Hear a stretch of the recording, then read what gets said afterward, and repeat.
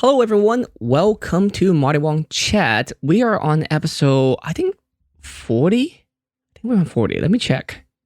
Did I post? Yeah, 40. Ooh, I've done 40 of this already. We started in like late February and then now in June, so we're at 40 episode. I'm trying to do something special, the 50 episode, but I'm not sure yet. We'll see. But anyway, thanks for joining. My name is Martin, and of course, we're doing this right now live on Twitch. We're doing this right now every Tuesday, Thursday at 6 p.m. Pacific time. And you can follow me on Twitter, on Instagram, on YouTube, on everywhere else. We also just moved all my one-on-one chat to a different channel, so making sure you go check that out as well. Tonight we have the Ladee Danger. She's a good friend of mine. She does amazing stuff. We were just talking right before this, and apparently she do a lot more than I already knew that she's doing a lot already. We met in the cosplay world, but we kind of haven't seen her in a while in the cosplay world. It's a little bit different, especially with COVID. But you know what? I'll let her explain herself so she can tell us more about her. Hey, what's up, Brady? Hi, Martin. How are you? Good. It's getting hotter and hotter in LA. I just realized, especially with all my lights in my room, it's really warm. It's So I used to my old apartment I lived in LA. The air conditioning didn't reach my room, so when I would stream and I'd have all my lights on, it would be like 100 degrees plus, and I'd just be like melting. and you said, "Be like, hi everyone, this is great." This is awesome. Yeah, no, I think I do, but the problem is that our last month, our AC for some reason gone way too high or something. So I still have to talk to the electric company, but it's not right that I charging us way overpriced. So Oh no. I don't know. We'll look into it. Easy to fix. Hopefully, but they gave me a call and the reasoning is just like, oh, you used a lot of electricity. Like, yeah, not 4 times more, but they're charging us 4 times more. So I'm like, something's not right. But we'll see. Because you guys are home more. I mean, I don't know what your working situations are based on COVID, but I know at least mine and my roommates' bills have gone up since we've been home because we're home all day now. Right? It shouldn't be that high, but you know what? We'll figure it out. But yeah, how's COVID treating you now? It's there. It's real. The biggest difference for me is I'm working from home now. So currently I'm working as a video editor for a Magic the Gathering podcast called The Command Zone. And Mm, so I've just been working from home. Like I've been one of the lucky people that I'm still working pretty much the exact hours that I worked before. And so that hasn't really been affected too much, but you know, having a social life is completely gone and now balancing, working from home and like being distracted by my dog or whatever and just trying to still work to the caliber that I was working before and with everything going on in the world it's sometimes like it's well not sometimes it's absolutely overwhelming mm. and now I'm just like in my own safe bubble at like in my room and my place but I'm still like trying to work with all of these emotions of like what I'm feeling of what's going on. And some like it affects my work sometimes where I'm just like, oh, I need to take like a 5-minute break and just like sit in a dark room alone.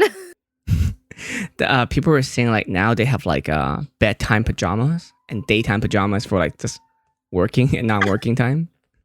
For me, it's more like pants on, pants off. Yeah, like before COVID, do you have to like? Were you still doing editing like of a podcast, or were you doing something different? Before COVID, I was doing that. I've been working there since I think November, and so Mm. I was there, a few months before all of this happened. Do they And shoot it live, like with uh, like bringing guests, or yes, they still do it online? mhm.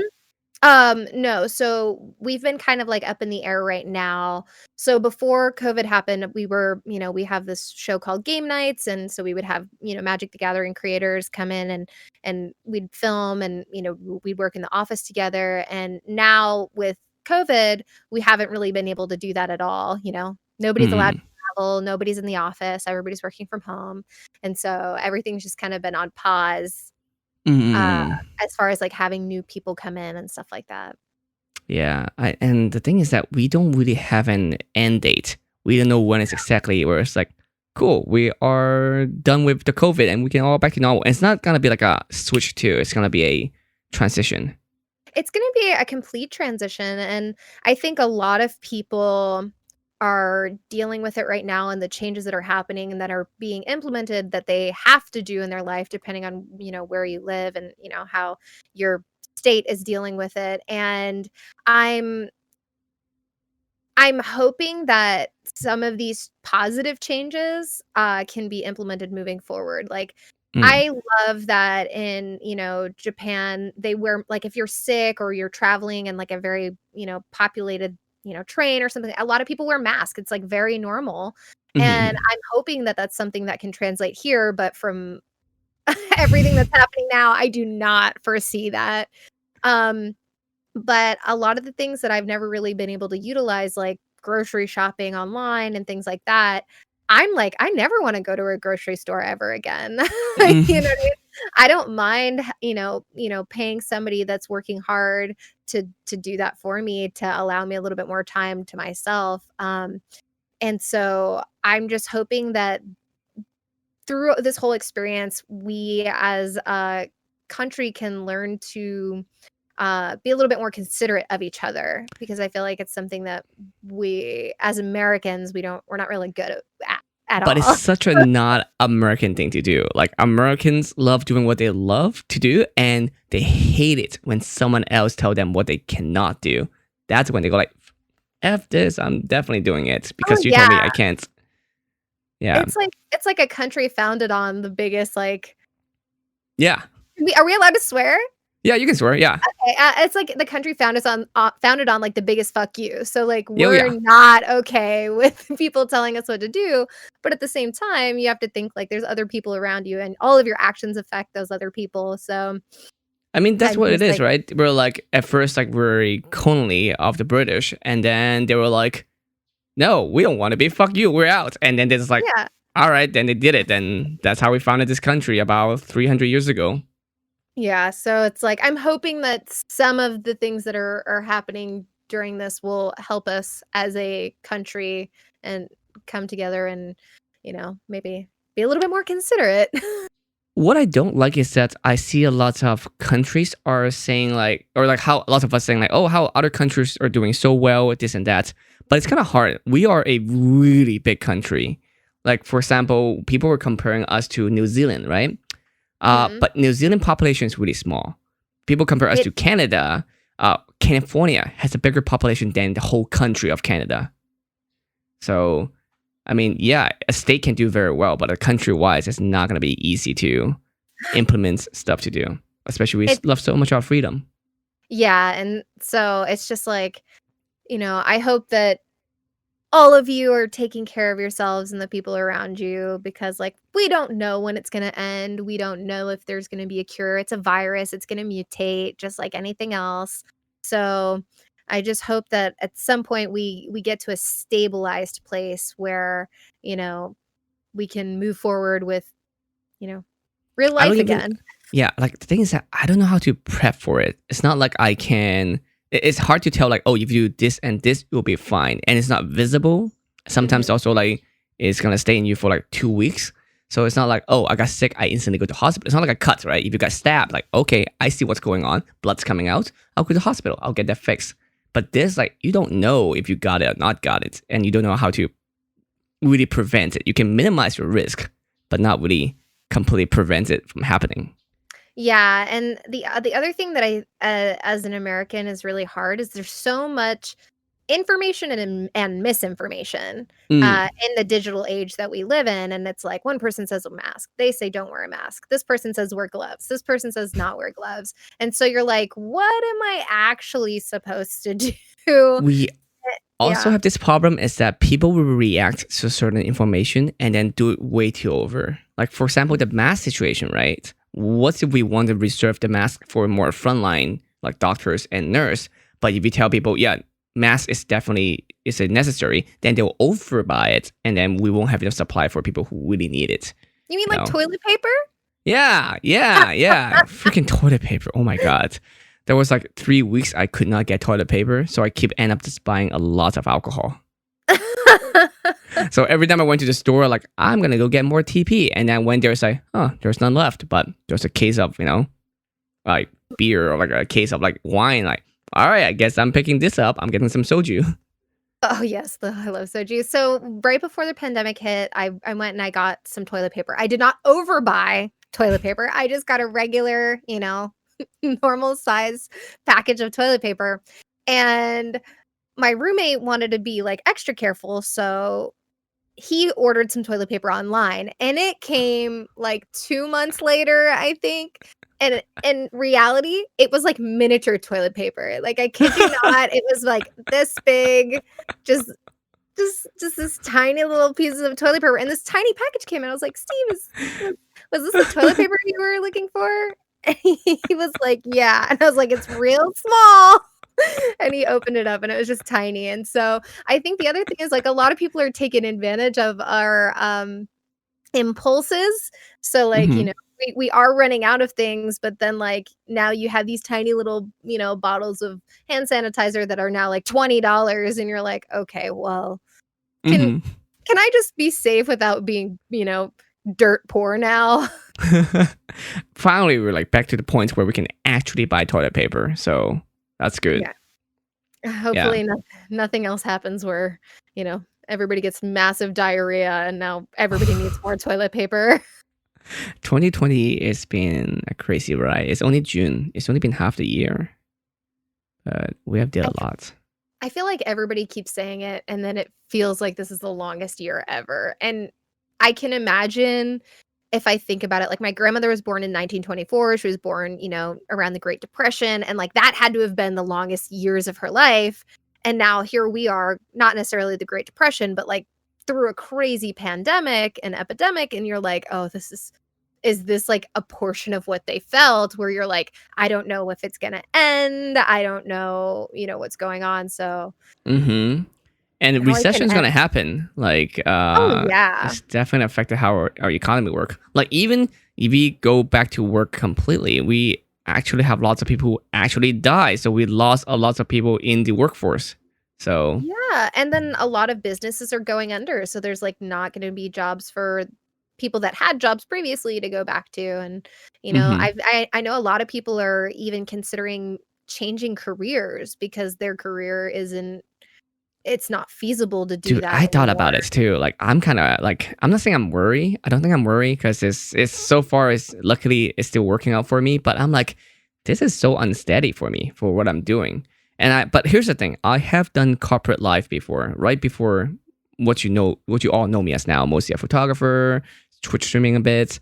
I was working in Silicon Valley, so I do a lot of tech job, but man, it was not creative enough and it was killing me slowly every day. So that's the only reason why I haven't gone back yet. Because every time I like, I want to do that so I have stable, income. But then I like, no, I was really depressed because of that. So, Yeah, I feel like I hit the jackpot with my job because it's stable, which is like more than I can say that I've had in the past 3 or 4 years. Uh, hmm. and because working with cosplay and video game companies, it's like you hope you have one really big project and that'll get you through half the year, or maybe if you're lucky, and then like you're Hmm. hoping that you have something else. And I can't even imagine doing that now because like with what's going on, and I just feel so absolutely lucky that I have a stable job, that I had one before the pandemic, and then I have one after, because I don't know, I would be homeless, I think at this point. And sure, you I can stream, but even the streaming platforms and YouTube and podcasts, they're all being flooded because now so many other people are looking for additional sources of income that they Hmm. can do from home. And it makes the grind even harder for those that are just starting in that. Cause you're like, well, now like we said before, Yep. everybody's got a podcast now. Hmm. And so you're like, okay, well, I can't do that. Or now I have to find a super niche part of this to do or be a part of. And you're like, is that even gonna be able to do it, you know? And I feel like every cosplayer is now trying to jump on the stream boat as well too, Mhm. because especially with COVID. Yeah.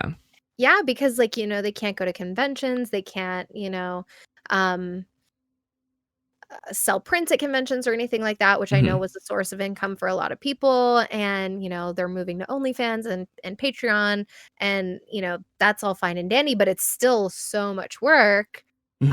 As you and I both know, it's so much work. And a lot So of much work. people don't know that, like, how much work that actually is. And they're like, I'm just going to start a Patreon and it's going to be great. I'm like, good luck. Yep. By you the know? second month, you're like, I can't create that much content and like keep backlog and print and ship. Yeah, But and then even with the shipping, shipping's mhm. delayed because of everything, and then you get people that are angry, and you're like, "I have no control over it," and it's just a spiral.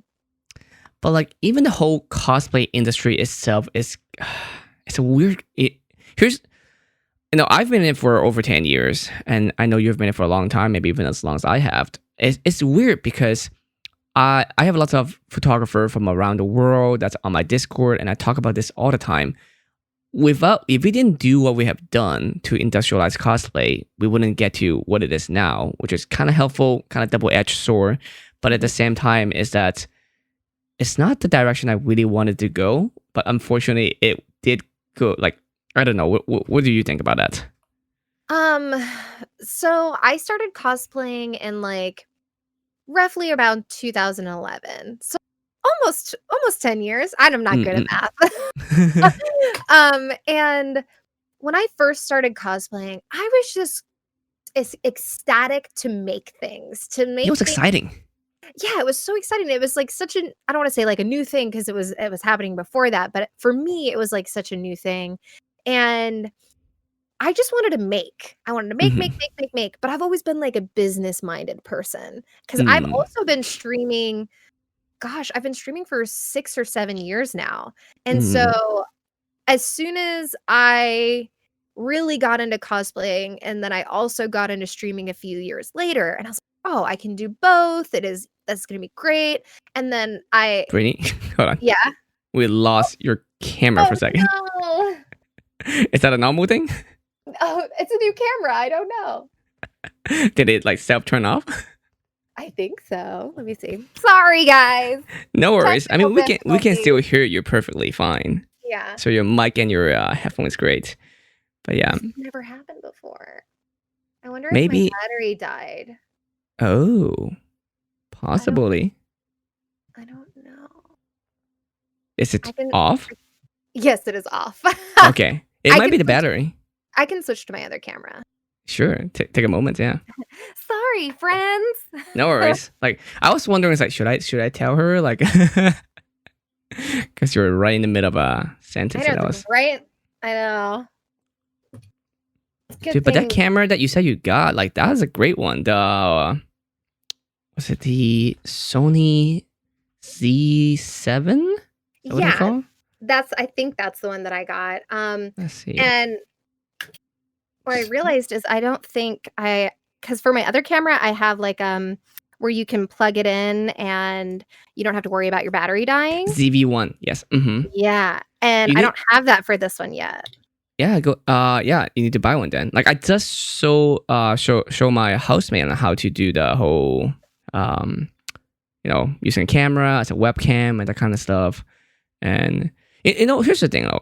It's surprising how there's still not a very good webcam out there in the market. And people are still using, video cameras or like photography cameras, but it's actually not that hard to set up.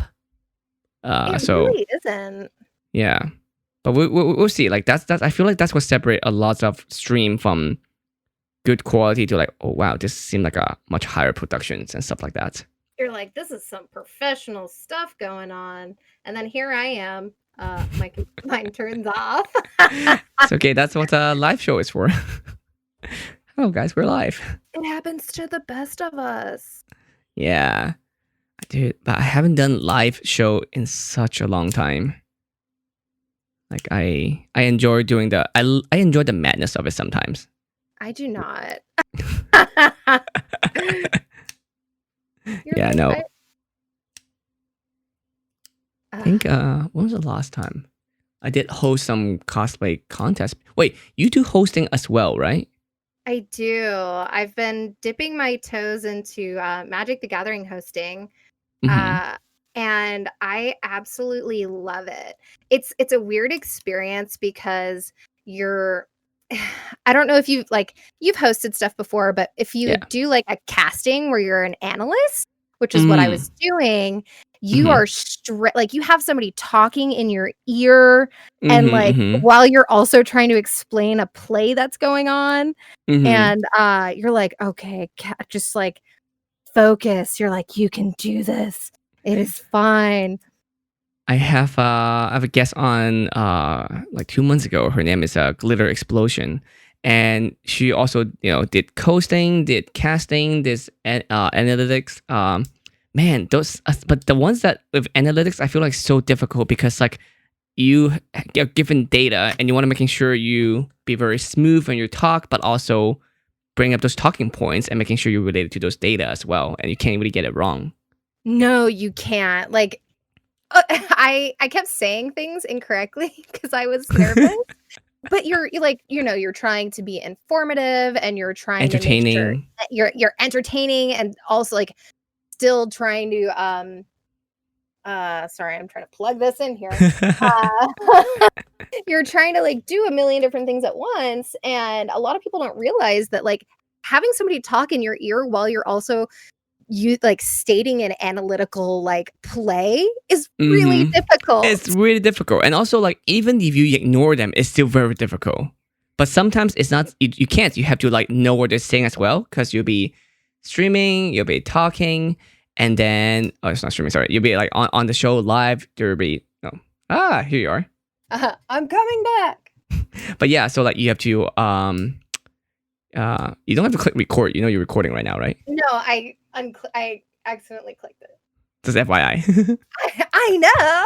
I'm a professional. uh, but yeah, no. So like, yeah, when someone's talking, because like sometimes important information too. Like someone's talking to you, and you're like, all right, lady, we have 20 seconds until we go to ad. So try to wrap it up, and you're like, yeah, that was a great play, and you like keep trying to talking, like, I do 20 seconds, yep. You're like 20 And, seconds. All right, that was a great play. And now I'm gonna give it back to you, Johnny. and like hopefully it's Johnny. It's like, oh, did he say Johnny, or did he say like some other name? It's like, oh shoot.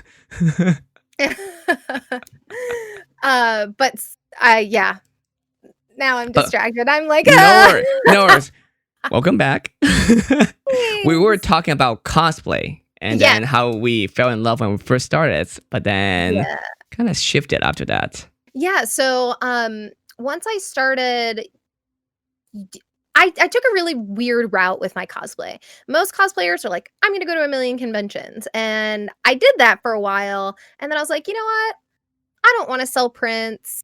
I don't want to, do all of this hustle and bustle because it wasn't feasible for me to be able to travel that much. And Hmm. so I started working with video game companies, which was kind of like it was sort of happening, but not like a lot. And so the few people that did actually get to work with really big video game companies, it was like really cool. And Hmm. so Hmm. I kind of took that route and then I tried the Patreon thing and I did sexy photo shoots and that was great.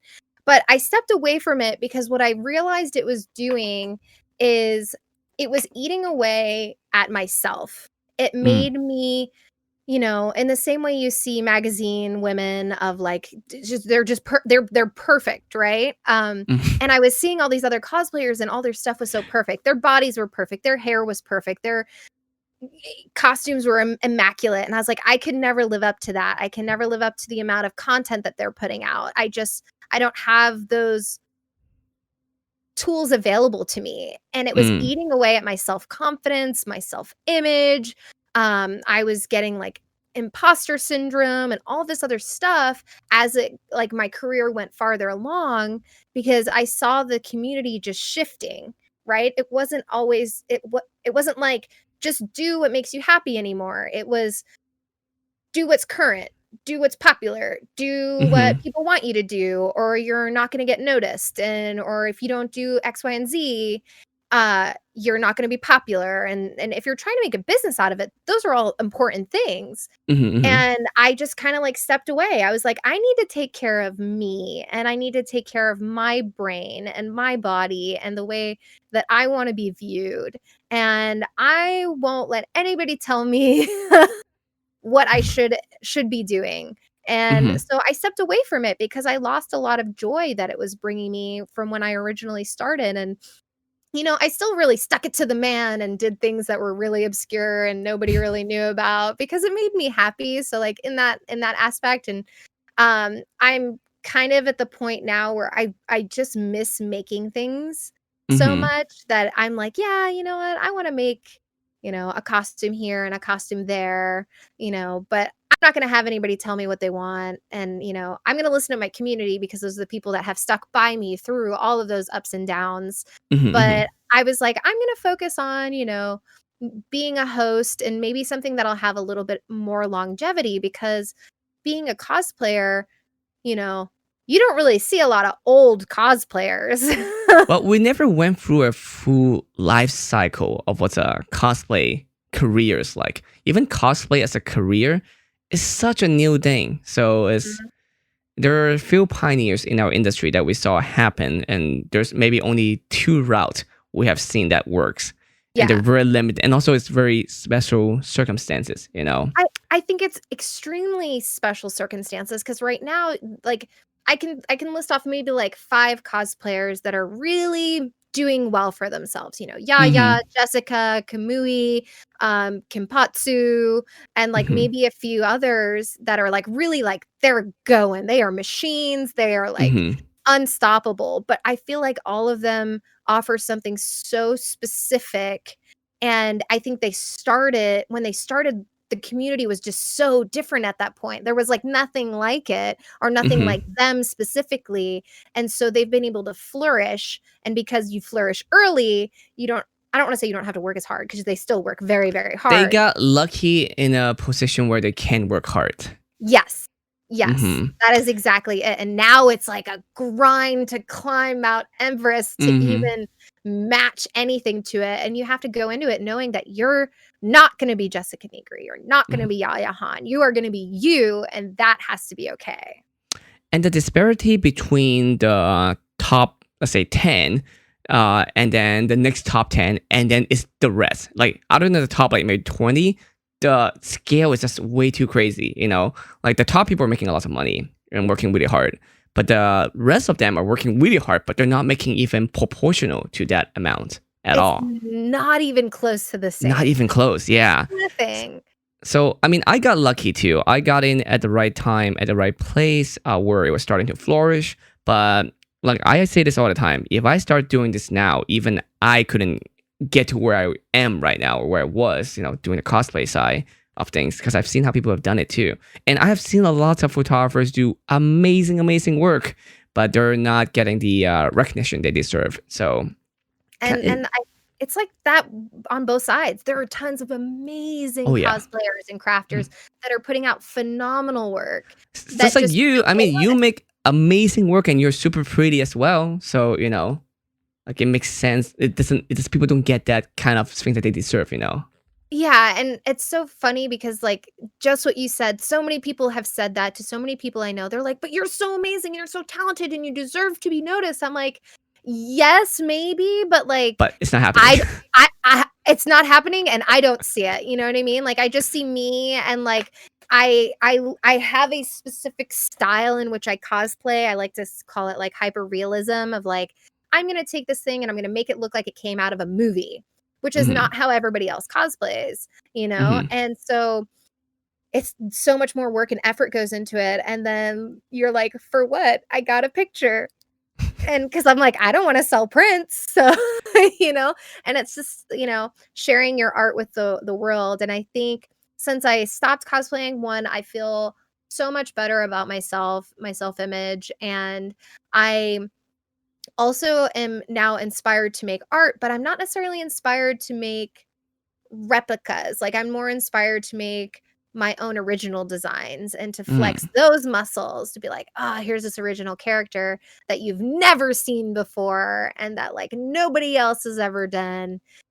Because to me, that's a little bit more exciting, and it lets my artist brain kind of, like, flourish. I think that the problem with cosplay is that, and modeling in general, is so tied to self-image. Like, I feel like professional models has to learn and have already learned to, separate between how you're being seen, the products that you're producing versus who you are as a person. But lots Mhm. of people put, how they look as a it's so tied to their own personal trait, so they kind of get discouraged from it. I'm a Mhm. photographer. I see all the flaws of every single person. Like, nobody's perfect. I spend hours editing people's face and body all the time. Trust me, it's not that fun. But but here's the thing, like, for me, I think I can separate between how someone look and how it, because like I see so many different people. That's the thing. Mhm. It shouldn't be so something that so speak to yourself as, but it does your confidence. Your confidence will definitely affect by it, right? Like, you're like, Yeah. well, I don't feel like I see myself as good, and as you said, imposter syndrome. And even though you're fully aware, the photos and video you see online are not exactly real. They all been edited. They all been, someone like me who spent hours, retouching photos. But Your it's photos still a are very amazing, though. thank you, thank you. But there's the thing, the same thing with my photos too. Like, I like my photos, my portraits very different than my cosplay photos. Mhm. Like, I spent a lot of time on it, but as you said, sometimes like I hope someone do realize it, because I'm spending 2 or 3 hours on a single portrait of details that you will never able to see. Like, the very like retouching stuff, but Yeah. it sucks. Is The other thing, like, along the lines of that is I kept trying to make myself marketable. Try to make myself, friendly and this and that, which I mean, there are things that I am, but like kind of go above and beyond. You're like, "Oh, I'm gonna like be a caricature of myself." And that's something I told myself I never wanted to do. With my community, transparency is pivotal for me. You're mm, gonna get me and you're gonna get 100% me. And that's how I felt like I wanted my cosplays to be presented as well, and like my business and all of that, which is why it was so easy to go from cosplaying to hosting, because I never had this false narrative of who I was. It was always hmm. like, this is exactly me, this is exactly what you're going to get, and and I don't have to worry about it. And so that's why hosting's been so much easier, because I just get to be me, and that's good enough. They Mm, mm, want mm. me to be me. And the other thing I stopped doing along with cosplay, and this might sound really crazy because you're like, "Oh, well, it's your business and stuff like that." But I stopped posting on Instagram. I stopped using filters. I stopped wearing lots of makeup. I stopped doing all of that because I didn't want that to validate me. I wanted myself to be good enough. Just myself. I wanted to be able to look at myself in the mirror with no makeup on and be like, "You're amazing. You're wonderful. You're beautiful." And like, that is good enough. You don't But you need. are, so that's like you're in a position that's very easy for do so, because you are all those things. So it's like, Well, I know, but everybody has their own like demons, right? So like I might look in the mirror and you see like this beautiful person, but I look in the mirror and I'm like, "Oh, you're getting old and you're not beautiful if you don't have fake eyelashes on," and all of these things that it's not just cosplay, it's like society in general that are telling you that you need to have X, Y, and Z to be beautiful. And so I really took the past, I think, year, 2 years to like just love myself and mm-hmm. not worry about how anybody else was going to think that I looked or anything like that. And it's made me so much more confident. And I know it Mm. seems crazy, but I see the burnout in a lot of my friends, and I see where I was in a lot of people that I know, and I know that it's scary to be like, "Nope, I'm just going to, cold turkey. I'm not going to do it anymore." Because it's their source of income or, whatever Mm-hmm. it may be. And I just did it because I was like, I can't continue working this job that is eating me alive, like big business and the tech industries. Mhm. I don't want to like die inside after every photo I get taken. Uh, and then there's Fair. nothing left of me at the end of it. Fair, So fair, fair. yeah, bring it back around. Because I was like, you're right, that's just not smart on the business side, but like, you know what? Yeah, if it's killing you on the inside, like I get it. Now I can relate. Yeah. But Yeah. yeah. It's hard. Like it's I feel like it's such a flip back and forth for me sometimes, because it's good to be happy with yourself, but at the same time you see so many others doing amazing things and getting all these opportunities, then you're like, am I supposed to do that too? And like, especially now, like in the recent week, we also see a lot of horrible people in our community, in our industry. I'm not surprised. I'm just gonna say that. I am not surprised. Mm-hmm. Because history tells us that people in power are always going to abuse their power.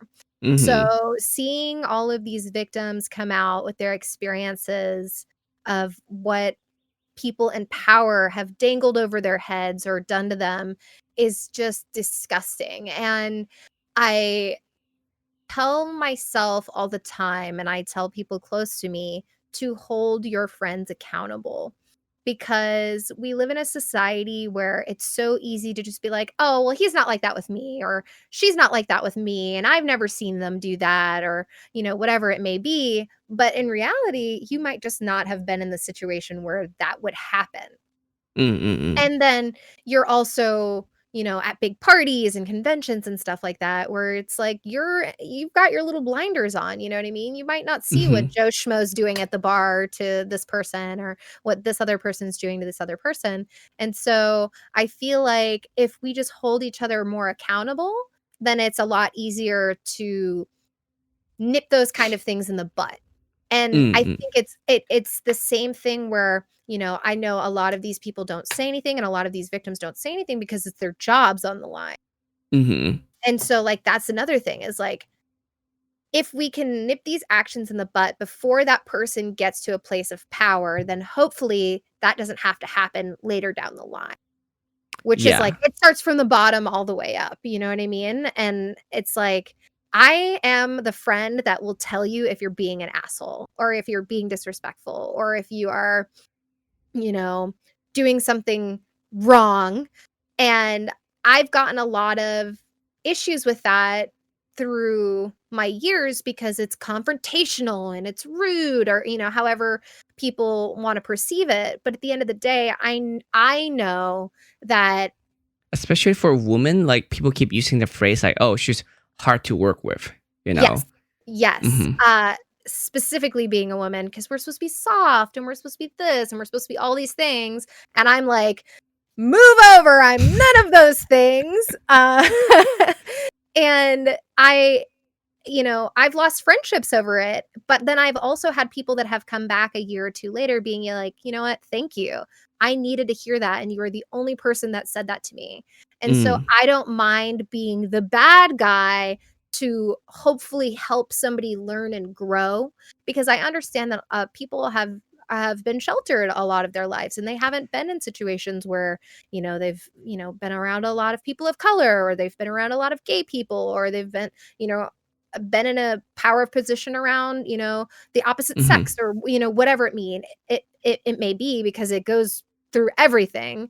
And I'm just like, I will give you the benefit of the doubt that Mhm. you're not being purposefully ignorant. And a lot of people in power or with fame has worshippers, and Yeah. all they hear will be good things. Yes. I like to call it, oh gosh, what did I just say to my roommate? It's like an echo chamber where Mm. a lot of these people in power surround themselves with people that will praise them till the end of the world. And they All the don't yes have, men.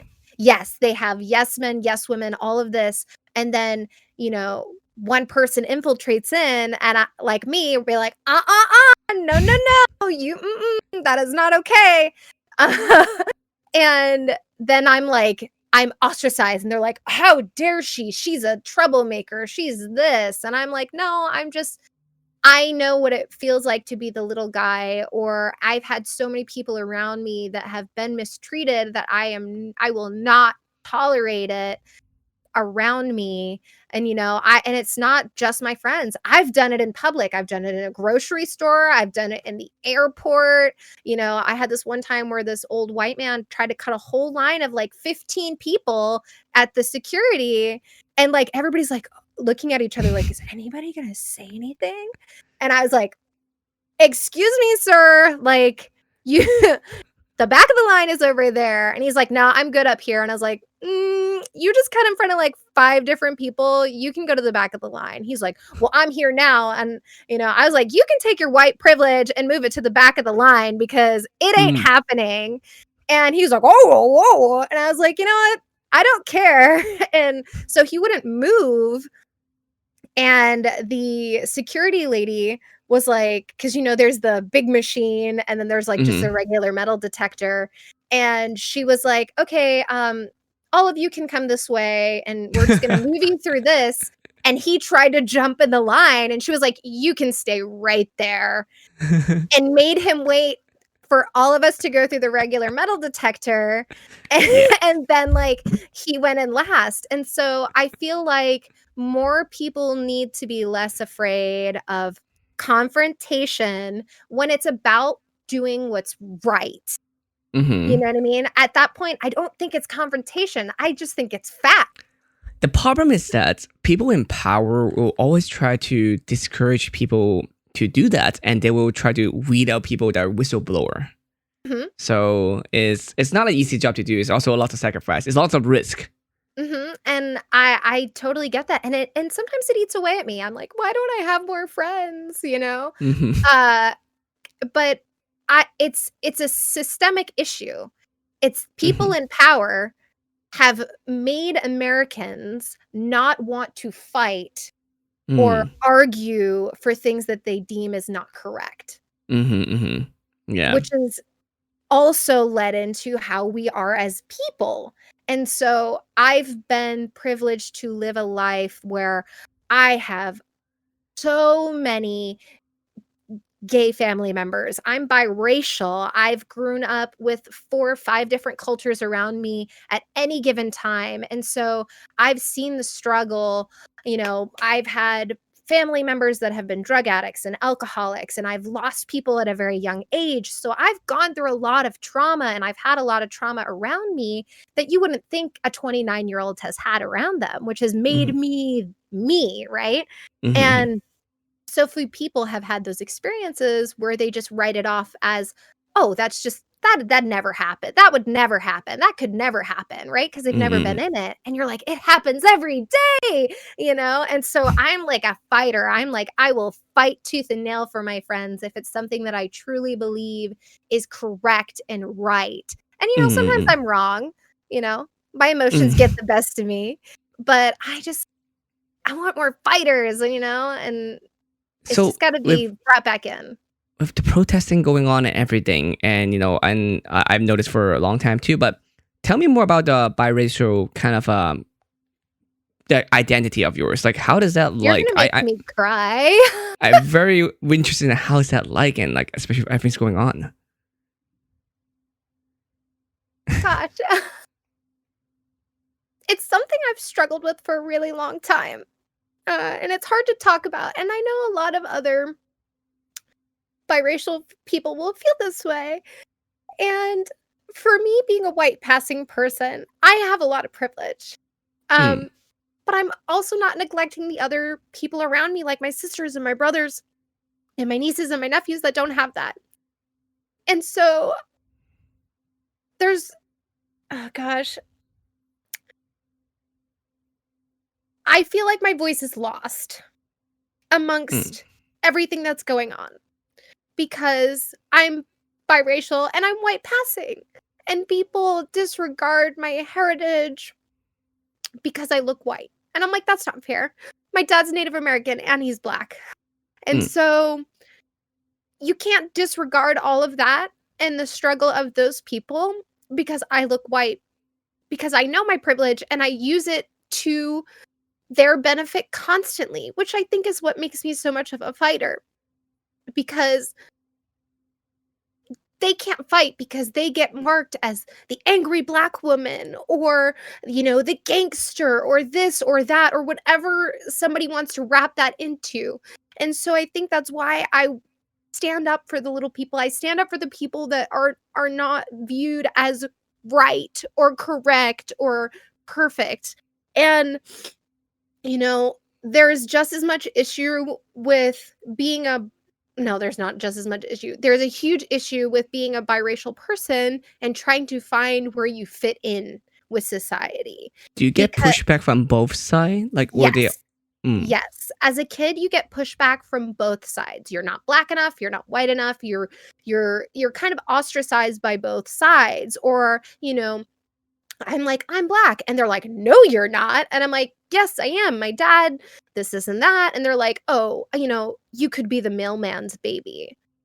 And I'm mm, like, how could you say that to somebody? It's mostly things that happened when I was younger, but I still have to argue my nationality to people. And I'm like, I don't want to have to do that, which is why I don't talk about it very much, because I don't want to have to sit there and be like, "Yes, I am this thing. I don't care what you think I look like. You're not going to erase my history and the history of these people because you think I look like one thing."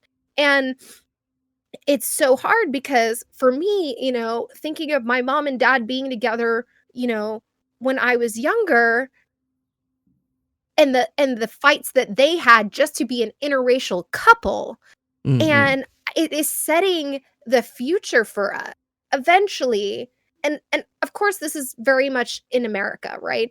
mm, um it is setting the precedents for the future. In the future everybody's going to be mixed. There won't yep. be just one or the other. And I'm like, we are the future, but we're being very forgotten, you know what I mean? Mm-hmm, And I'm not saying by any means we have the struggle that people of color and, natives have in America, because we don't, but we have a different struggle that doesn't ever get talked about because we don't feel like we have a voice in either side of the opinion. Because mm-hmm, if I'm like, I'm going to stand up for, people of color, they're like, "White girl, sit down." Or if mm-hmm, I'm standing up for people of color to white people, they're like, "Yeah, but you have white privilege." And I'm like, but it doesn't mean that I don't see all of the chaos on both sides with everything. And I just so deeply want everybody to be treated equally. And that goes from being anywhere in between that, just a human being. They're human rights. And I am I don't get political on my Twitch. And I've always kept, politics out of a lot of things I post because it is more marketable. But mm. these things that we're going through right now are not politics. It's They're human right. human rights. And Mm-hmm, so, I think a lot of people are so surprised that I've been vocal about it. I don't think my community is. I think other people that didn't really know aren't surprised. But what I can say is that I'm so proud of the community that I have fostered, because I have not had a single person in my community come out and be like, "You know what? You just lost a follower. How mm, dare you? How dare you do this?" I have not had a single person do that.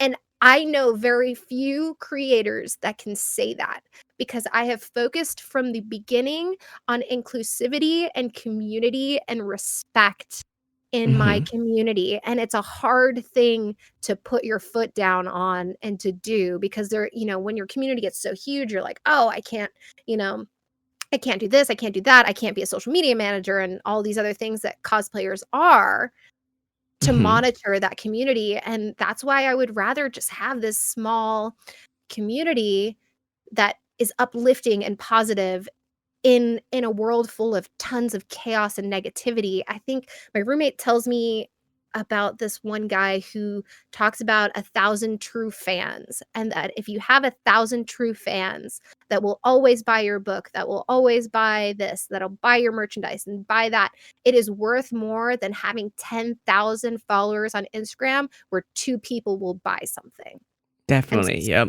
so that's what I focus on constantly is quality over quantity, and I think that gets lost in our age of social Oh, media. definitely. Yeah. Like everything is quantity these days.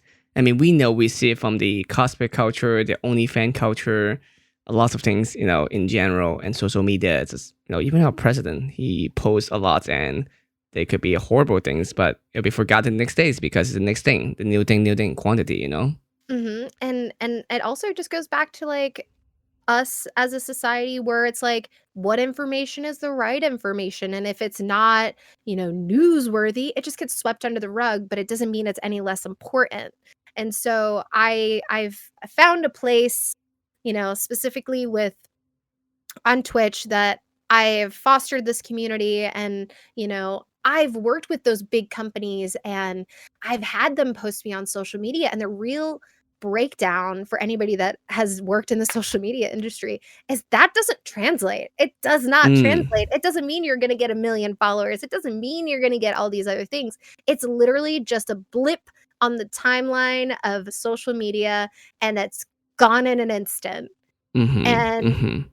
we, like, gotta focus on that quality. It's so much more important, and that's why I've been trying to, you know, find tangible things in the community that I'm working in, because I used to be a really big in the League of Legends community, and I've switched over to Magic, and that's been my focus, and I've found a real good place in the community where my opinion is valued, and I feel like being a female in a male-dominated community with a loud voice for everyone else, I can make a difference. So you're And fighting for many things. yeah, I'm fighting for everyone. Like, I don't want any person to feel like they don't belong, because that's just not it. And I felt like I don't belong for so long as a kid, being biracial and being goth and being, and I was all over the place. I was a goth kid. I was a cheerleader. I rode horses. I played softball. I did all these things. And I could It never sucks. find a place that, like, I truly, truly fit in. And, like, now I feel like I found my voice and I found my place. And, like, I'm looking to make a difference. And I just hope that it's good enough. And I can totally relate to that. Like I, as an immigrant, it's not easy to fit in, and the desire to fit in is very, very strong.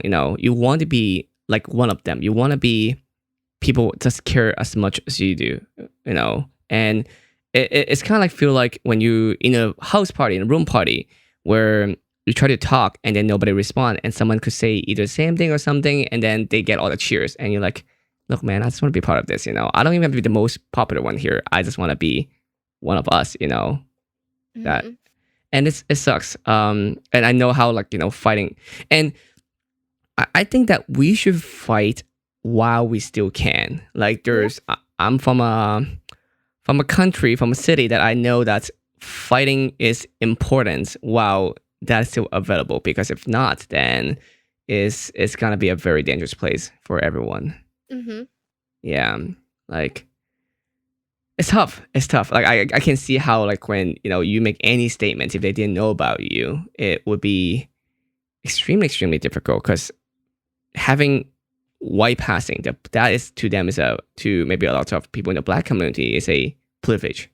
They see them as like, oh wow, you have all the good stuff. Of course they'll treat you well, but then you also, I'm sure, get the hate from both sides, and that's really hard. Because like at the root, it's just like, I just want us to be equal. That's the thing. We just want to fight for the good fight, and it kind of sucks when you're getting pushed back from both. Yeah, it's and this person in the chat said it really well. It's, you want to be wanted, but you want to be wanted as you, which is kind of Hmm. what I was talking about before. And why I stepped away from the cosplay community. I want to be wanted for me, which is why hosting feels so nice, because me is good enough. Just like that. I don't have to put on a costume. I don't have to do anything. I just have to be me. And you want to be wanted just for you. And you know, I I am of the mind where we are all going to make mistakes down this road. We have all made mistakes. We've all said the wrong thing. Or whatever it may be. And cancel culture is real. It is there. It is happening. And it's people fighting for things that have been done to them for so long. But the other thing we also have to realize is we can't condemn people that are willing to change if they make a mistake.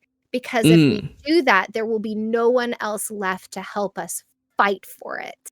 And mm-hmm, so there's a difference between somebody being blatantly like, I don't care your opinion or whatever, and then somebody admitting that they've made mistakes and that they want to work harder and they want to work better and they want to be an ally, and then they trip up and they make a mistake. And that's where you step in and you, as a friend, you hold them accountable and then you help lift them back up. Because if you know, just destroy them for making that one mistake, they might not ever want to try again. I say that all the time, but I don't think people see that, and that's the one of the biggest fallacy in cancel culture. Like we should encourage improvement, not try to go for perfect, because nobody is perfect. Yeah, And our it's definition of perfect keep changing every day. What is acceptable 50 years ago is definitely not acceptable now. Like even the standard for, as you said, your parents are, a biracial couple. That's not even legally allowed within some people's lifetime here. There's people who were alive, and back then that was not legal. So that is not right back then. And definitely away from perfect. But now we see that as like, that shouldn't be the case. mhm. So I think we should always strive for letting people to be better and encourage others to have that chance to be better. And it's like a double-edged sword, right? You want people to be better, but then you also Hmm. have to be real when you can tell somebody is not interested in being better. At that point, yeah, you can have a conversation, and if you're like, this isn't going anywhere, then you can write it off, right? You're like, this person has 30 years of action where they have never changed and never done anything better, as opposed to somebody that's genuinely trying to be better. And I feel like that's what we're missing, is being able to judge that, Mm, because sometimes our emotions dictate our actions more than our conscious mind to step away and be empathetic. But then there's people that, you know, don't deserve that empathy, hmm. and it's like a wibbly wobbly line of like what you should and shouldn't do, and you're damned if you're do and you damned if you don't. Um, and so it's a long road, and I'm hoping with so much going on right now, with everything, in the gaming industry and the cosplay industry and in life and equality, that this is something that we continue moving forward, because if we just forget this blip, it's going to happen again. Hmm. One thing I think is very missing, and I don't have an answer for this. This is something I observe and I can see, is that we're not really good at encouraging positive behavior. Like it's very easy to point out the wrong. It's like someone did something bad. It's like, yeah, we tell them, it's like, this is bad. No, cool. But we don't, because our industries are still very young, Mhm. but it's multiple industry too, is that we don't have a way to say, that person's doing great. You all should be kind of like that person. So it's hard for people who try to want to be better and want to be accepted and want to be also do the right thing, but don't know what the right thing is, you know? Mhm. And we don't have that. It's kind of like a role model, Mhm.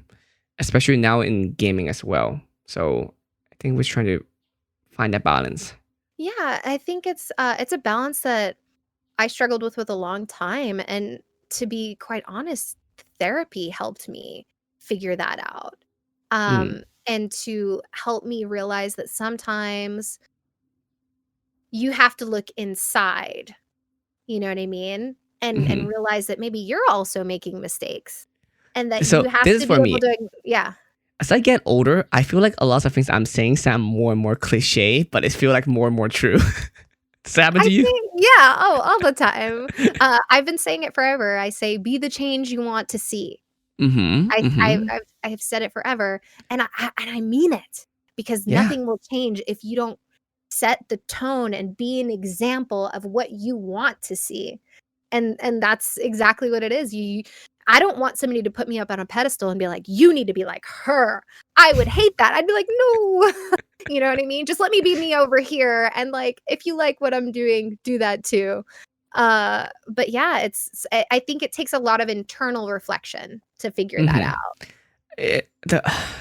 From I feel like we're very diverse in people, but we're not very diverse in culture. And America is very still trying to figure out what that is like. Hmm. So it become very. I see a lot of people on the internet is very hypocritical, Yeah. and it's scary when people use buzzword or buzz phrases and think like I hate things like good vibes only. I like that's is avoiding the problem. That is just telling people like don't say anything that is not even negative. It could be anything that's just like trying to be better. Hmm. So it's taking some time. Like America is very young as a country, and anything Yeah. within that is gonna be even younger. So I guess we're still trying to figure that out. I think we totally are, and we don't have a culture that um tells you to fix problems. We have a Mm, culture that um tells you to hide your problems and not talk about your feelings, and that you need to have this image of perfection. You know what I mean? And the mhm, the the like perfect glimpse of that is during the 50s, when like the perfect housewife and this and you do this, and whereas opposed to like now, it's not so much perfect, and everything's kind of been flipped on its head and its access as we've progressed forward and moved forward as a culture, and a country, and we have a long way to go. I love history, so I'm like, I know a lot about other histories. I'm like, you want to know what they went through? uh And so I feel like we're finally getting to that hump where like maybe we'll find out in like 20, 30, 40 years really who we are as a country. But I just see us, we're working, we're trying. I always say this: America is such a young country. We have been around. America, what's independence was 1776, so it's about like 300 something years. That's just about. And I say this all the time too. Let's say a person is about 80 years life. Just for example, average. Um, and you times that by three, and that's it. It's only about three people. That's how far American as a history itself. So it's a very very young country. So we still trying to figure things out, and yeah, we're getting better at it. We just need to really, work toward. This is work. It's work. It's It's not. hard work. Yeah. So that's great. Anyway, thank you so much. This is great. It's a lot of fun. I love chatting with you. Where can people find you? You can find me on my Twitch channel, which is twitch.tv/Ladee Danger. You can find me on Instagram at the Ladee Danger. You can find me on Twitter at Brittany Michelle. But if you just search Ladee Danger in Twitter, you'll find me. And Martin's amazing, and I'm so glad to be here to talk with you. I can't believe it took 40 episodes for you to invite me on, Martin. I love to see you in person too sometimes when most of these are over. I would love to hang out when this is over. And hopefully it doesn't require me locking myself out of my home. Oh, yeah, I hope not. So yeah, last time I saw. Is this the last time, or have I seen you since No, then? you've seen me since then at like a con Okay, or okay, something. good. Because like one time when I first moved to LA, I only know so many people in LA, and Brittany is someone I can trust. So I gave her my keys because I know someday I will lock myself out. And in the last month, that was before I moved out, I did lock myself out. So like, I feel really bad too. I was like, hi Brittany, I kind of locked myself out. Do you still have that key? And I was like, yes. So I'm so glad you came through. Anyway, thank you so much for joining. Everyone, thank you so much for watching, for gifting sub, or for following everything. I love you guys. We'll be back again on Thursday. But again, you can also watch this on YouTube and listen to it on iTunes, on Spotify, everything. So thank you so much for joining, and I'll see you all next time. Bye.